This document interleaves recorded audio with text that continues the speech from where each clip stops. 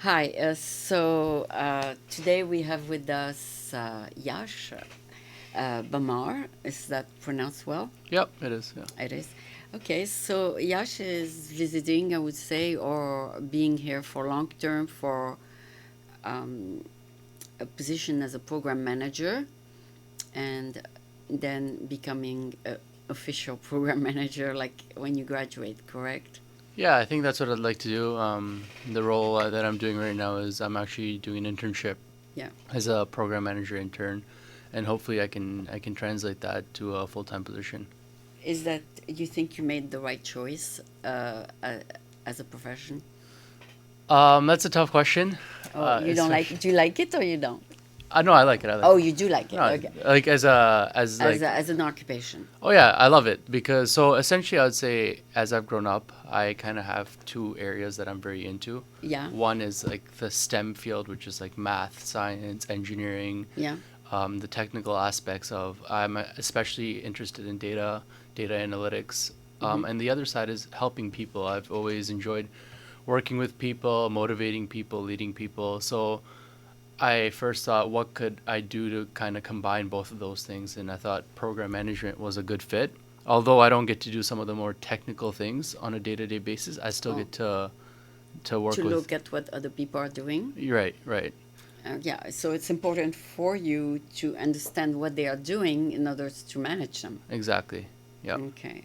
And since you are pretty young, do you feel, do you have like the maturity to lead a group of people? In terms of maturity, I mean, I would say that's something that's always evolving. Yeah. I'm young in my career. There's still the things that I don't understand and things that happen on a day-to-day basis. Just understanding people, working with them, because I haven't faced so many different personalities Oh. and roles on a day-to-day basis. So that's kind of the challenge that I face. I think Mm. that's just going to come with experience. So yes, I still am lacking kind of that experience in understanding people, but I hope to kind of develop that over the years, and I've kind of built this foundation for myself that I can kind of build off of. Okay. Do Yeah. you think you need maybe, did you take maybe a general psychology class? Is that part of your curriculum to learn psychology with people, interaction with people? Um, it isn't like not specifically psychology, but there's courses about organizational design Yeah. and how people are fit into an organization, their roles and responsibilities, how you're supposed to kind of, for example, specifically facilitate meetings on a day-to-day basis, how you kind of approach people in meetings, how you question them, how you kind of encourage them to speak up, because the thing that I've noticed with especially software engineers is that they tend to kind of be on the shyer side, so you need to kind of push You them. gotta open them up. Exactly, exactly. And what's the technique to open them up? I mean, there's a whole Different slew of way? things. Yeah, there's Different way, like have a lunch thousands with of them or have a coffee with them, exactly. get them to relax, maybe? Yeah, so like one of the things I like to do is whenever I have a one-on-one with someone, instead Yeah. of taking them to a closed room in a meeting room, I'll go Was on a walk. intimidating, yeah. I'll go on a walk with them, just to kind of understand how they're doing and stuff like that. Yeah. You've done that Yeah, before? yeah. Like this week, I went on a walk because it was my first week at work, and I wanted to kind of get to know all the engineers that I'm working with. So I said, So let's. you're subbing for a program manager right now? I'm actually working as underneath a program manager as a program manager intern right now. Oh, so he lets you do this kind of She, work. yeah, Oh, she lets you do that kind of right, work. yeah. She allows me the autonomy to kind of work how I want to work, and because if she kind of opposes her views on how I should do things, it's not It's gonna not allow gonna me to do how I want how to do you things. think it should be Yeah. done. Yeah, it's probably the same way in Canada as here, is it? The role The role of program manager is the same in Canada, or is it taught differently? So not just in Canada, that role actually varies a lot even here from Yeah, company to company. yeah, So some companies have the role program manager, yeah, where it's kind of split up into two areas, where it's like a product side where you yeah, have to kind of evolve and take this product and take this feature and implement it, yeah, and work with the engineers to do that. yeah, And then the other side is working on the project side, yeah, um, uh, timeline wise, like yeah. getting it done from like getting it done and executed. Okay, So right now my role is kind of more on the project side of things, kind of executing the project and ensuring that the team is operating as efficiently as possible. Okay.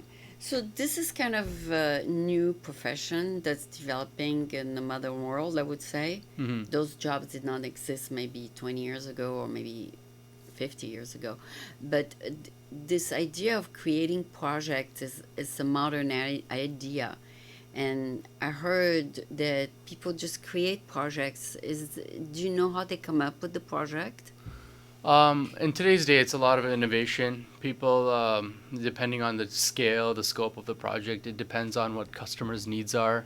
Oh, Usually, what Thousand Eyes, the company that I work for, what they do is they look at what pain points the customers are facing on a day-to-day basis mm-hmm. and understand what their needs are and kind of translate those needs to a project that a team can then work on. Okay, got it. Yeah, that's awesome. So who makes? At what point does the company decide this is worthy of a project to allocate so much resources and so much money to it? Because you got to pay also the people, right? Right. so so how do you make that decision? And that's a really good point because like investing into that is a huge time commitment, Yeah. Is money it worth it? commitment. Is it Yeah. worth it? Is it what is the return on the project, Right. right?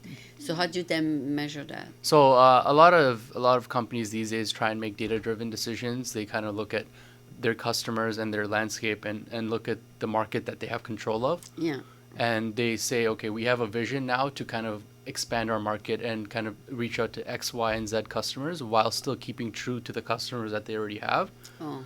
And then from there, they'll kind of run a lot of like data analytics, kind of understand like, okay, it's not just one customer facing this specific problem, it's thousands of customers. Oh. So Okay. now if so many customers need this, you can profit off of this. And profitability is a huge factor in investing resources. So and then they create the project, Yeah.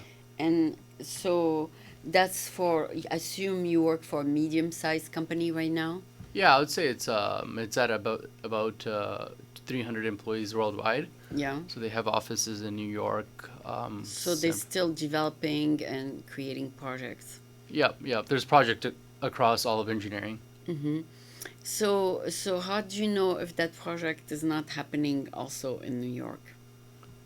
I mean, in Europe, because sometime I heard sometime the same project is happening at different locations. Like within the same company. Yeah. The executive staff kind of takes Look at the control of that. different project and see if it's not a duplicate. Yeah, because every team is so there's 8 engineering teams at Yeah. Thousand Eyes. Yeah. Each engineering team has a team vision, a charter, Yeah. and a set of things that make up the identity of the team. So this Oh. is what the team is responsible for within the product that we provide, Yeah. and this is what we're gonna do. So for example, if you're running a website, Yeah. my team is specifically responsible for the search bar. Ah. So I'm not gonna touch anything else. That is my responsibility. Everything on that is just me. Oh. Yeah. Okay. So you assign each little piece of the project to an engineer. Right. To not an engineer team. Oh, just for the search bar, you have a whole team. Yeah, and for like big companies like Instagram, Facebook, it's even It's smaller huge. things Oh. like the comment section will be an entire team. Wow. Yeah. Because it needs to be totally accessible and Yeah. easy to use. Yeah. So, at what point do you decide to do a test on whatever you completed? A test. I mean, after you did the project, maybe 3 or 4 months, Yeah. you got to test it on the real people. Right. So that's a good question. What we do at Thousand Eyes, we're kind of trying to work towards is we're working towards an agile methodology of building software and finishing and completing projects. Yeah. So agile is basically instead of writing the code, finishing it, and then testing it, Yeah. we kind of test as we go. Oh, I see. So we'll do a little piece and then we'll ship it out give it to customers, To test the- it out, Yeah. and see if it works, and then we'll do the next piece. So it's testing as we go, and we'll make sure that it's verified and everything at every And it's iteration. smooth, and it's and the customer like it. Do you ask customers? Do you ask the customers' opinion or survey, or you just use it yourself, see if it works? So ideally, like you would have like something like a review with the customer to go over like this is what we worked on. Like a review panel. Yeah, like kind of engage them in there. But I don't know if Thousand Eyes does that right now and how they kind of interact with the What do they customers. sell? So Thousand Eyes essentially sells a product to other software companies. So it's a okay. B2C, a business to consumer type of. It's not a B2C, it's a B2B. So business to B2B, okay, so they like a subcontractor. right. So they provide a vision into your network. So for example, when you sit down in the morning and open up your computer, how does the moment you search something on the computer get from wherever it's coming from to your computer? So they provide you visibility into your entire internet network Yeah. and show you where things are slow, fast, and all these different metrics. And companies then use this because Facebook, for example, has thousands of people using their network. So now you want to see like where things are slow, fast, and kind of work with those. So that's what Thousand Eyes provides. It's a monitoring tool. Yeah, well, Facebook is more like billion. Yeah, a billion. Yeah. Yeah, yeah. So it's a huge undertaking of managing all these people, right? Right. Do you also work on managing different languages or no? Languages and Oh, no, because it's just software you work on. yeah. So it's all code. Yep. So you don't have to worry about whether it's in English or Indian or No. no, it's totally Yeah. unified coding. Yeah. Okay, but when you send it to the customer, there's an explanation of what you did Right. in English. Yeah. There's So yep. because he doesn't understand code, right? Yeah. So you tell him, we speed up on this feature and we fixed that feature and we added that feature and we tested it and it's working. Right, exactly. Just like that. And we'd kind of keep like the technical details away from the customer. Yeah, because they don't want to get They don't care about frustrated. that. Okay. Yeah. So your job will be, each project is different months, different length, I would say. Some are 4 months and some could take about a year. Right. So the one you're working on now is 4 months? So it's not necessarily that I'm working on a project. Oh, It's that the team is working on whatever project that they have. okay. So I'm actually helping them with their processes and helping them kind of improve and become more efficient on a day-to-day basis, on a month-to-month basis, on a quarter-to-quarter basis. So my job is kind of to work with these teams, not to tell them that this is the project you're working on, Oh, but to kind of help them through the project. The project or the next feature that they're working on is kind of given by the product manager. So that's the person who provides that information. I want to make sure that they've prioritized everything like according to what the product manager says, and everything is prioritized, and then they're able to get done the things that they commit to on a week-to-week, quarter-to-quarter basis. Right. so your only job is to, your job, program manager, is to only facilitate the interaction within the team? Exactly. Yeah. So I facilitate the interaction within the team. So I work at a team level, I work at an across the teams level, and then I work at the organization level. So at the team level, ideally what we want to do is get teams working consistently so we can kind of effectively predict when they'll be able to finish something.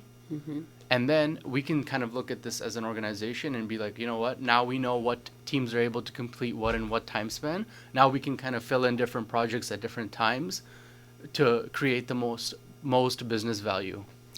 Okay, so if one team member is faster than another team member, then you'll give him more work?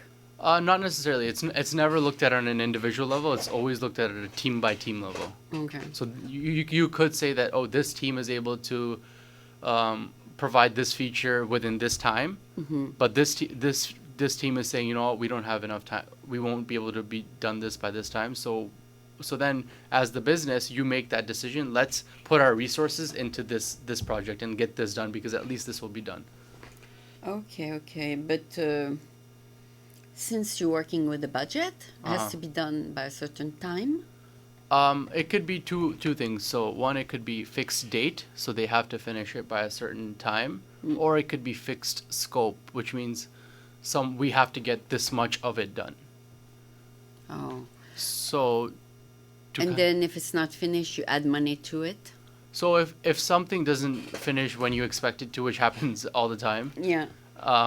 we we'll kind of adapt to the situation. That's when you have to be kind of flexible and see what happens. If a team isn't able to completely finish a like a feature by a certain time, then we'll be like, okay, let's add 3 months. we could either do that, or we could make it like, let's tell the customers that this is a beta version, and we know that some parts of it may not be working, but this is a version that we can ship out to you and get going, just so you can kind of start using it. Oh, okay. Right. So And then you will bill him more money to finish the project. The customer.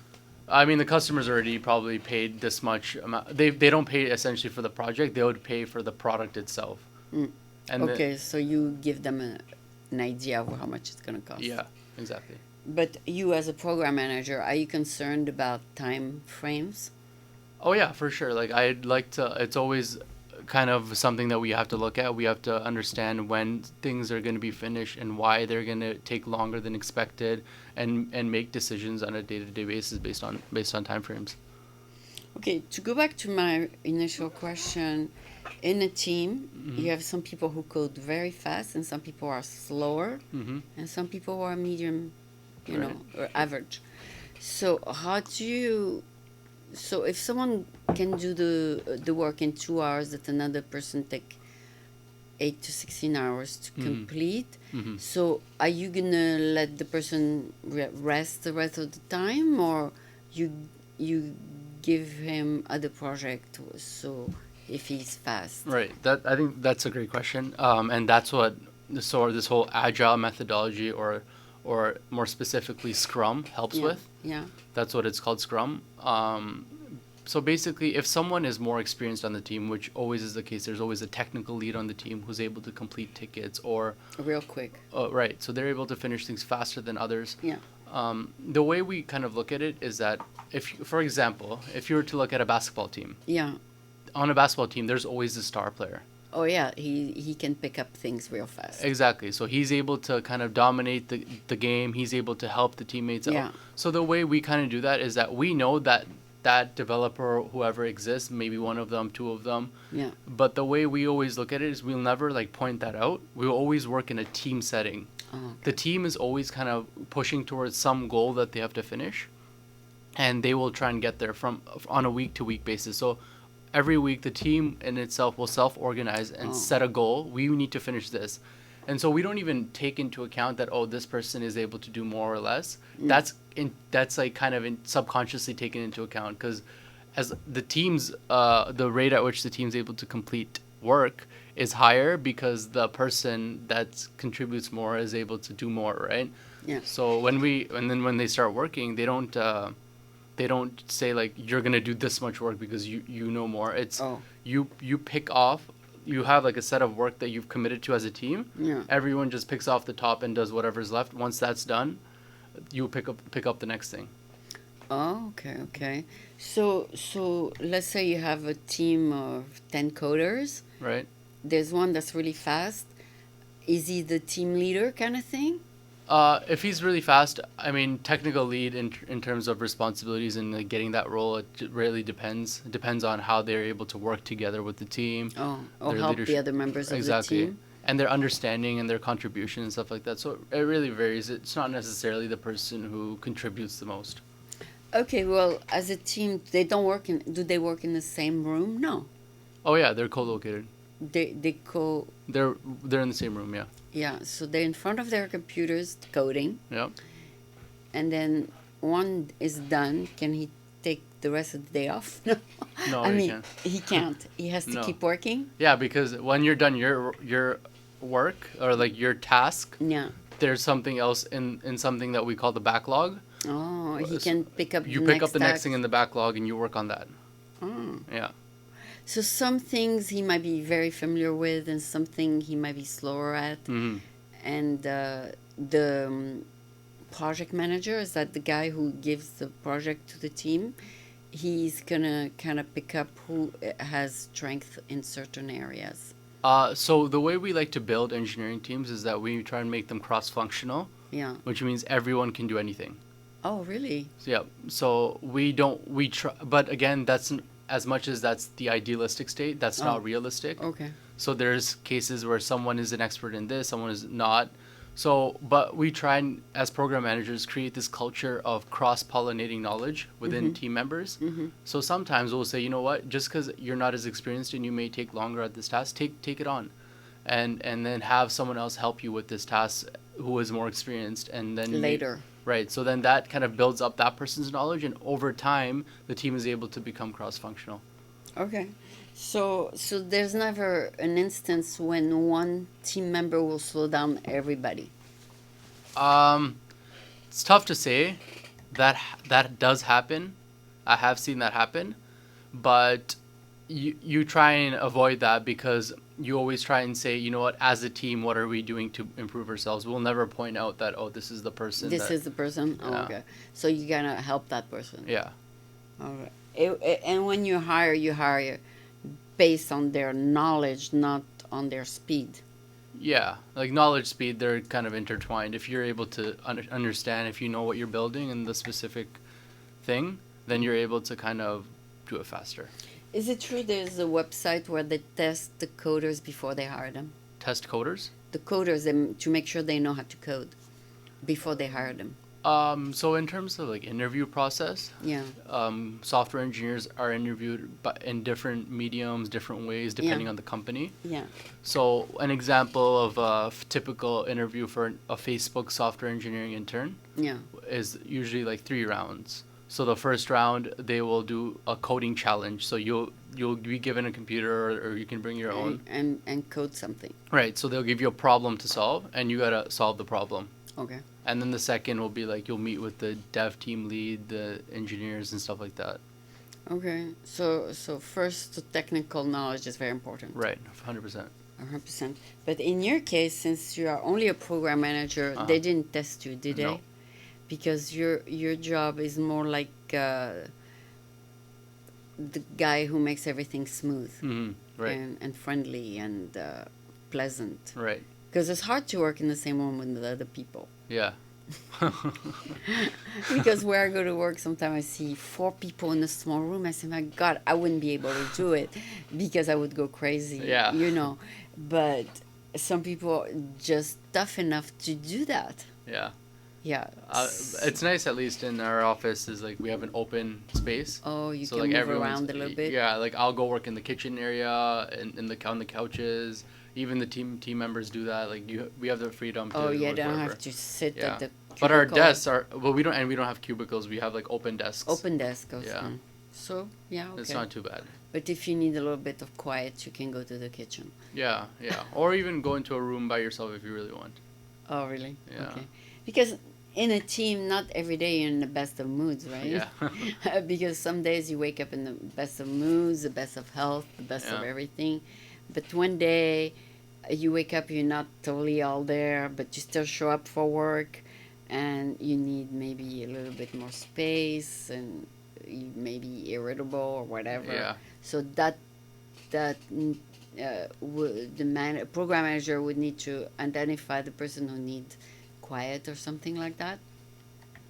Was that your job, or they will just ask for it? You know what? That's an excellent point. I think that can be my job. I can help the team in terms of anything, whether that's managing their entire project and making sure that they're able to predict, Yeah. or if their keyboard isn't working and they need help with the replacement of keyboard and it's just not happening, or even helping them find a room. Like, it's everything from a day-to-day basis to like a larger, higher level basis.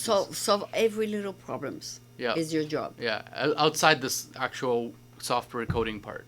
Okay. Yeah. Okay, so the program manager is responsible that everything runs smoothly, whether it's on the hardware part, that, like you say, something breaks down, or whether it's on the social part, or whether it's on the health part, or whether somebody needs to take 2 hours off to go to the dentist, or whatever.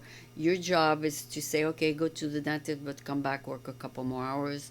Yeah. You make the environment flexible for him or her, whatever. And do you also make sure that there's compatibility, or that's not your job? Well, just to kind of, because the roles that you highlighted are kind of 2-3 different roles, because Yeah.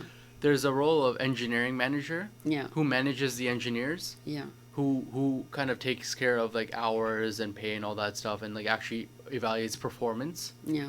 But as the program manager, you don't care about that stuff. You want to make sure that the developers and engineers are happy and performing at their best, and we are able to kind of meet the needs of the business and we are working the best way possible. That's kind of my job.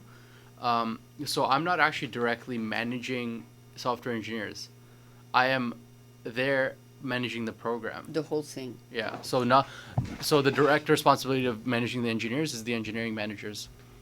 Now, what if somebody likes to work with music and another person likes to work quiet and another person is flexible? How do you identify the different productivity state of mind that each person has? Some people like noise around and some people like quiet. I think because there's already so much to do on a day-to-day basis, we kind of overlook these things, Yeah. like just even thinking about that. But I think as we move forward, we should look at these things, like understanding how each person works, what they like to do, what they like, when they Or like they to can work. put music with their headphones. Yeah, so they can do all that. Oh. They have the flexibility to do all that. So every engineer is like should feel confident enough and free enough to be able to work in any way they want. So some engineers even take one day from home or work from home day. So they work from home. Okay. If they feel it's more comfortable for Right. them. Yeah. Okay. But they're allowed to listen to music if they want to. Mm-hmm. Okay. Yeah. Because I notice some people are very productive with music. Yeah. Because it keeps them Yeah. up and running and energized. Yeah. Exactly. What do you? Because some people can fall asleep at their desk with complete silence, right? I agree. Yeah. Yeah, it happens. Yeah, I mean, back in the like when I first started my internship, I used to right after I ate lunch, I used to be so full that I was ready to. Doze off.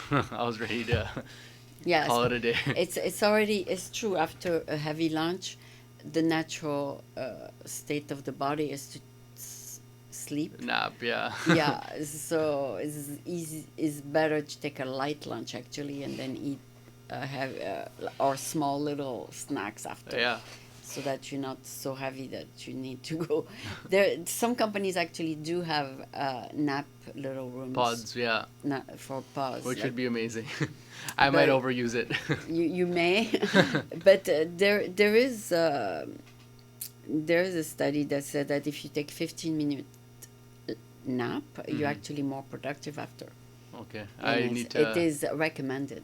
That's amazing. I might actually start doing that. Yeah, no, not just you. Also, the other people you work with, if they do need a little rest, they can take Yeah. it. But they're not like 9 to 5 workers where they take 15 minutes exactly after 2 hours. They have the flexibility. Yeah. Okay, yeah. So because they're engineers, they're a little bit more flexible. Yeah, with their- they have the flexibility to work, come in whenever they want. I'm sure nobody comes in super early because they're not forced to.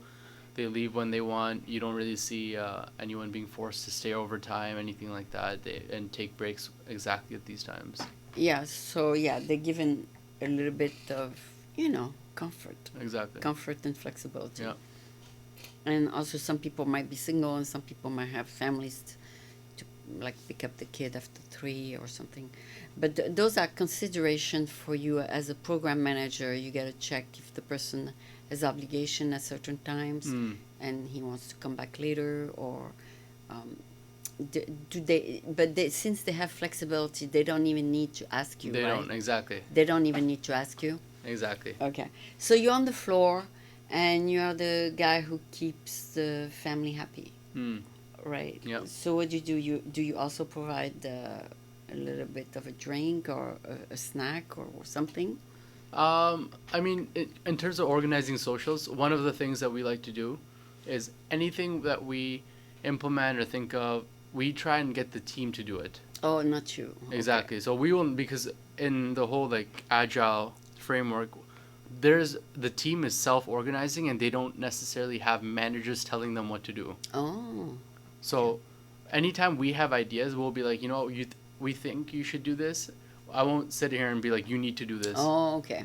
So like say I'm like, you know what, it might be a good idea for us to have a social. I'll suggest it in a meeting. I'll say, hey, who wants to organize a social for us, because we finished this product on time and we got it done, and it was successful. And so someone will put their hand up and they'll be like, you know what, I'm down to set up a date for us to go get a drink, or Bring a pizza over. exactly. Yeah. And that person will do it. Yeah. Okay. Yeah. But you are the one with the budget to say yes to that. Yeah, I mean, I don't really like things like socials and stuff like that. I don't really do. There's another manager for that. Exactly. Yeah. Okay, so they go ask the manager Exactly. for a little money. I mean, I could go talk to them. They don't need to do that. I could go do that, but Yeah. it's never really a problem. So you have been a program manager, you say, for 4 months before.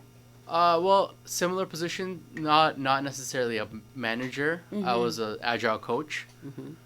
I was kind of working with individual teams at a team level instead of also a higher level. Yeah. So as a agile coach, you're kind of really focused on implementing that agile framework. It's very, let's see if the teams are able to do these different things that agile prescribes. And I was working with two different teams, kind of doing the same sort of thing, working with them on a day-to-day basis, working with the product manager, working with the engineering manager. So very similar roles, but this one just a lot more responsibility because this organization is scaling up and they just need more help. Okay. So at the end of your 4 months, they might keep you full time. I hope so. That's the plan. That could happen. That could happen. So you're the second one to the same company, correct? This is my second. This is my first one to this company. So Oh, yeah. it's not the previous one. No, a different company. Oh, okay. Right. Okay. So it's one or the two that you did an internship with that might hire you. Yeah. Yeah. Okay, that's nice. So you're also, as a manager, the peacemaker kind of thing, if there is an argument or... Yeah, for sure. I if there's any conflicts or anything like that, the issue with that is I have to get a certain level of comfortability with each of the team members. Like, they have to be comfortable approaching me with that sort of thing. So just getting to that level can be difficult. But once I'm there, for sure, like, I'm there to They'll help. talk to you. Exactly. Okay. Yeah. Yeah, you gotta manage different personality, right? Exactly. The people who like to be loud and the people who like to be quiet. Exactly. Okay, and you say, okay, this person is outspoken, he likes to unload, and the other person just keep it to himself or whatever. Yeah. Okay, and then in terms of working with different men, women, do you place them at different desks or they decide where they want to sit? Well, desks are kind of near your team, so whichever desk is available near your team, but it doesn't really matter. No, they decide. Yeah. So what's the difference between the product manager, Mm-hmm. he has to make sure the product gets finished, and then the program manager? So, good question. That's a good question. So product managers are really focused on delivering to the customer and meeting their needs, the product. The product. So like the feature, making sure that we are we are delivering the absolute best product to the customer, and we are getting out as much as possible. Oh. So usually the product manager is the type of person to push, work to get this and this done because they want to satisfy customers and then their role is fulfilled because they've done a good job. But then as program managers, your stakeholder is the team. You want to make the team work as best as possible, as efficient as possible, and as happy as possible. Okay, and if you detect that you have done all these things and that you need one more person on the team to get it completed, you would go to the product manager and say, we need one extra coder on this project. Not the product manager, the engineering manager. Oh, okay. The Yeah. engineering manager will say, I need one more coder. Or if we see that the resources is the issue, like the team isn't cross-functional or they're not able to produce As much as you thought. yeah, and the missing component is an extra developer or engineer, Yeah. then I would kind of have that conversation with the engineering manager and be like, hey, let's talk about this. What do we think? Bring about in resources? an extra person. Exactly. To Yeah. get it done on time. Yeah. And you know the framework, right, as a program manager? Yep. So do you measure yourself week by week how it's moving along? Yep, That you don't for fall sure. back? So there's a bunch of metrics that I don't really want to get into because Yeah, it's very complicated, but you do measure week by week. Exactly. And the main metric that we measure by is called velocity. Velocity Oh. is the number of tasks that the team does at every iteration, which is per week or every 2 weeks. So we'll just see how much they're getting done and how much they committed to. So compare those two and see where the team is at. See if you're gonna reach the time frame, the goal, Yeah, the exactly. goal. Yeah. Yeah, and but initially, who decide how much it's gonna take? How long the project will take? Yeah, who decide how many people they'll need and how long is it gonna take, and what's your role, and what do you need to do to get to the goal? So that's a big component of the program management agile coach, and there's another term for it, scrum master. So that's kind of where I fall into. That's a big component of my work as well. Oh, okay. I actually it should be all done by the engineers and with the product manager Yeah, and the engineering manager kind of there as well. but you look at the figures too. Yeah. So what like they should be doing all this work, and it's actually called capacity planning to Yeah. see how much work we have to do to break it down and see how long it's going to take, and it's actually done at the beginning of the project to kind of break that down. Map it out. Exactly. So you map it out and you kind of break down as much. But the thing is, software development has a very high level of uncertainty, high degree of uncertainty. So you can't predict things beforehand. You just don't know. You just test and test and test. Well, the thing is when you actually start doing the work, Yeah. then you're like, oh, I forgot about this. I gotta add There's it a in little there. bug here. Exactly. Or like I gotta add this new thing in to do this. Oh, So there's always a high degree of uncertainty with software engineering. So planning is difficult, and that's kind of the challenge that I face as a agile coach, scrum master, program manager to help these teams with. okay. Yeah, because you probably learned coding as well yourself before you became a program manager.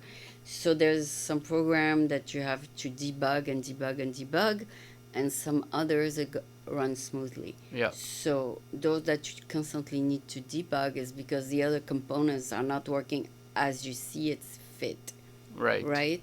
So people don't have the same vision that you do, correct? Right.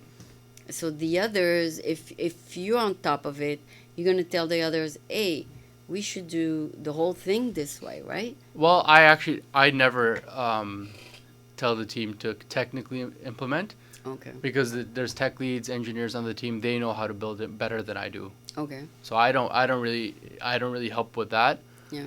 But I kind of sit there and sit with them to understand what exactly they have to do, and then we'll be like, okay, we have to do this, this, and this, and they'll actually say like, we need to do this, this, and this, and then when they actually start doing it, they're like, oh, we didn't know that this was actually part of it as well, and that stuff happens all the time, and it's unavoidable in software development.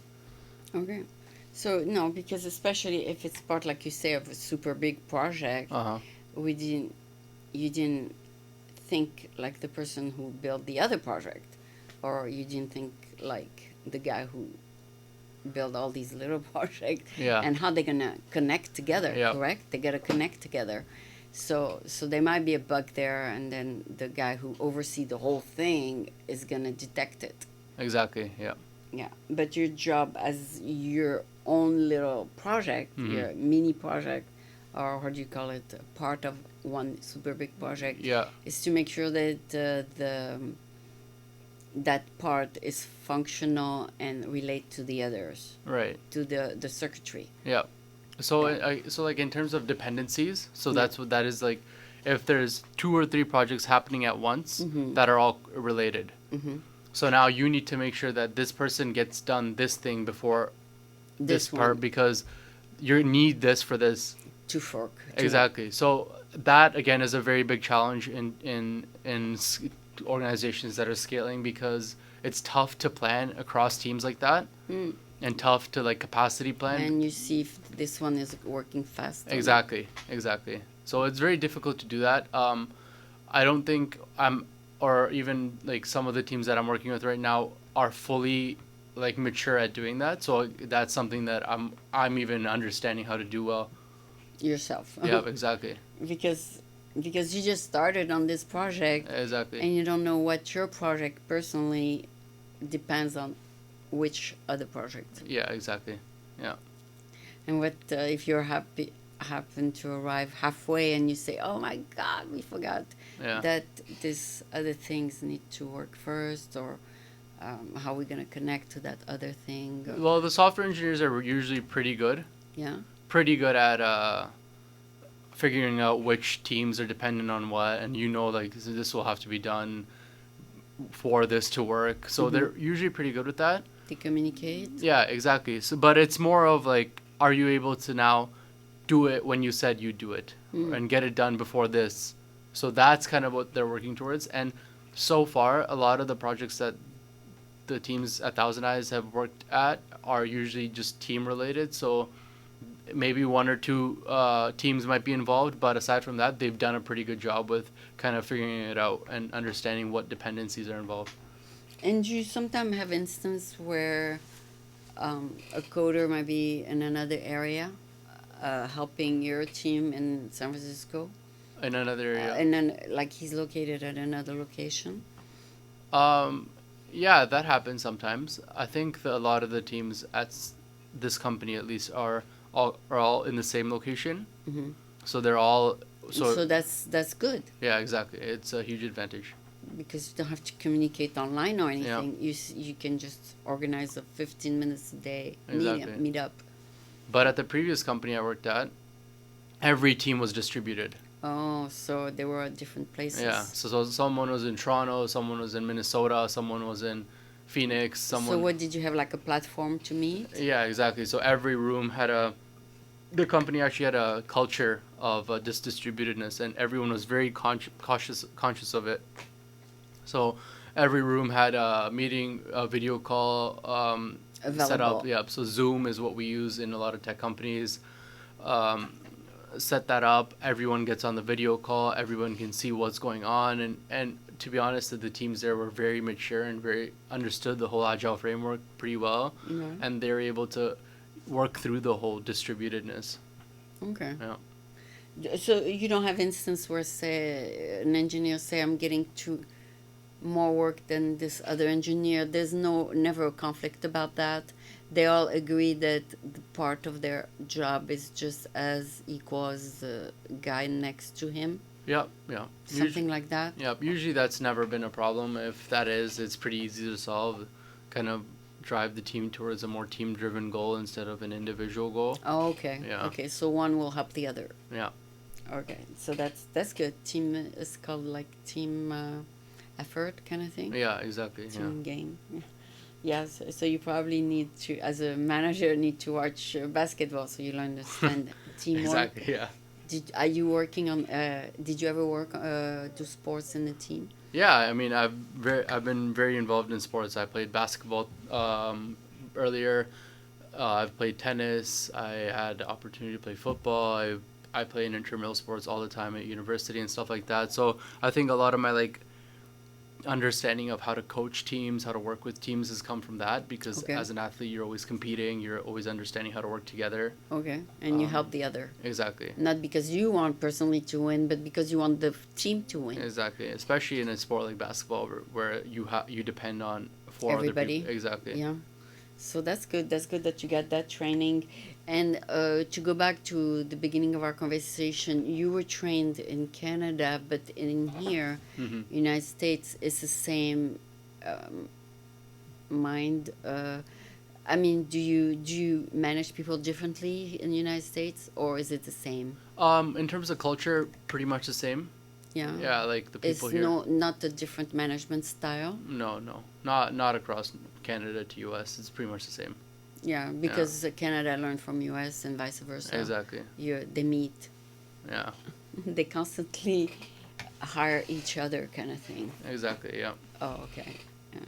And there's some, even though some from Canada are French-speaking area and the others are English-speaking area, Yeah. they kind of understand each other. Yeah. I feel like if you're in a more French-speaking area, it's a little bit different. Oh, okay. Definitely different management style. But I haven't worked in any setting where I've had to deal with that. I've mostly either worked in the Silicon Valley area or in Toronto, downtown Toronto. Okay, so let's say your team now, are they all from different nationalities? right? They are. Yeah. So like, there's people from a lot of people from India, a lot of people from like European countries, a lot of people from here, even Canada and stuff like that. So yeah, there's a diverse set of people at my company right now.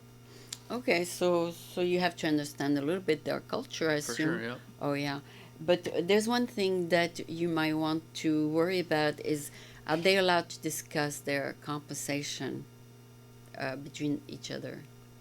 They can feel free to do whatever they want. I mean, it's really up to the employees how they. So it's up to them if they want to. Yeah, I So, never. You no, don't. because if they do the same kind of work and one gets paid Bit more more, than the yeah. other, then they'll find out. Yeah. So that might create the problem It too. might. Yeah. But it's you as a program manager to explain why, Exactly. if there is a conflict there. Yeah. So it didn't happen yet, No, right? it didn't happen. Maybe your company is good and they pay everybody the Yeah. same. Okay, that's good. So anyway, is there anything I didn't understand about the job of a program manager that you want to explain to someone who might want to get into that profession? So I'd say that program management is a very special kind of area to work in. Yeah. It's evolving, it's growing in Yeah. today's day. Company to company, the role really is different. Yeah. Some companies are looking for someone who's a program manager who performs the role of a product manager and a project manager. Other companies are looking for someone who was kind of just trying to help with agile framework and Scrum and helping teams kind of improve their processes. Hmm. Other program management roles are solely like Social. or like engineering manager roles where they're Okay. actually managing the team and stuff Okay. like that. So the role is very it's evolving on a day-to-day basis, and I would say if you're kind of interested in that, you kind of look at the company and what stage the company is at. So if it's a company that's established, I'm sure the program management role is very defined. Mm. It's probably you're working as a product manager and the project manager, and you're working with the team, a single team. But if you're actually at a company that's scaling up, like Thousand Eyes is, your role changes on a week to week, day to day basis. Sometimes you're working with the leadership staff. Sometimes you're working with a single developer. So understanding what you want, whether you want flexibility and this, I can kind of wear different hats on a day to day basis, or kind of work as one role, is what I'd say to look at in terms of program management. Okay. Yeah. But as a program manager, you are more the social part of the project than the actual coding of the project. Yeah. You're not at your computer like 5 hours a day. You're more like on the floor. Is that it? Right. I mean, I am at my computer a lot because I need to. A lot of my like day to day work is documentation, like thinking about what I'm gonna do, creating a plan, like creating an action plan, talking to people. So I'm in meetings all the time. Mm-hmm. That's when I try and be as most impactful as possible. Yeah. Making meetings more efficient, and then yeah, that's kind of my day to day. So you're not a coder, so you don't have to be at your computer. I don't know, Okay. but I do use it. Like I do, I am at my computer a lot. Okay, because you have to look at your agile thing. Exactly. I need to look at what the team is doing and stuff like that. Yeah. So can you look at what they're doing? Yeah, I can see like exactly what they're working on, where it is, like how much progress has been made, and it's done through using these different tools, like these different project management tools that are available. But it doesn't need to be daily. I mean, you can measure at the end of the week, for example. Yeah, but that's the thing. Like some teams who measure weekly don't really understand their progress on a day-to-day basis. If you're able to look at your board and like your progress on a day-to-day basis, It's better? it's more, yeah, exactly. Oh. But you cannot speed it up from one day to the other. You cannot say to the team, hey, you gotta work faster. But it's not necessarily to say work faster. It's to see where people are struggling on a day-to-day basis. So say I'm working on something, I get stuck. Now I don't know how to work on this. How am I gonna get help? If there's no update, or if there's no like daily time where we all get together and look at the Oh, board, who has a problem? exactly, then Oh. how will I even How talk to will someone? you know if there's a problem? Exactly. So it's like debugging. Yeah. Debugging daily. Yeah, and it's Kind of. actually, there's a term for it. It's called the daily stand up. Really? Yeah. So everyone stands up because this meeting isn't supposed to be too long. Usually lasts about 10 to 15 minutes. Everyone stands up together and talks about exactly what they did yesterday, what they're going to do today, and if there any impediments, Any problem. problems. Exactly.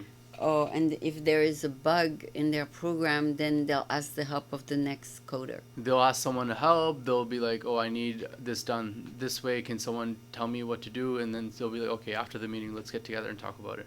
Oh, that's awesome. Yeah. So there is not like that spirit of competition or anything. It's No. just a spirit of helping. Exactly. I like that. Yeah. This is good. That's good. So your job is actually to facilitate that spirit. Exactly. That's a good way to put it. Yeah, and to facilitate people helping each other, Yep. and then feeling good about it. So, of course, at one point, one of them is gonna get promoted because he's the best, right? Yeah. But but that's not the goal, right? No. Yeah. So anyway, you explained to me very well what is the role of a program manager. It looks like fun. Looks like you can make it fun. Yeah, you can. Yeah. You can even add, games and stuff, and to bring people to relax a little bit. So everybody also has different interests, different hobbies, different, and they can relax their own way, kind Yeah. of thing. So anyway, I hope you keep enjoying your present position, and that you'll get the most out of it. Yeah, hopefully. And the ideal situation for you would be to work in a big corporation or a smaller one. I would like to kind of experiment. I don't know yet. Oh, okay. Yeah, we'll see where it goes. I think so far I've kind of worked in smaller, and then a medium, and then almost a medium to large. Oh. So I haven't ever worked for like a really big corporation yet. Mm-hmm. I don't think I'd like that, but who knows? Maybe I would. I haven't tried it yet. Okay. Yeah. So right now you're at the stage in your life where you want to know what's going on at each level. Exactly. Yeah, that's good. So Yeah. thank you so much for being here. I hope I was not too tedious in my questions, and hopefully when you finish your internship, you'll be ready to be a fully ready Yeah. program manager. Thank you so For much. sure. Thank you. That was really good. I really enjoyed that. Thank you. That was fun. Yeah. Thank you.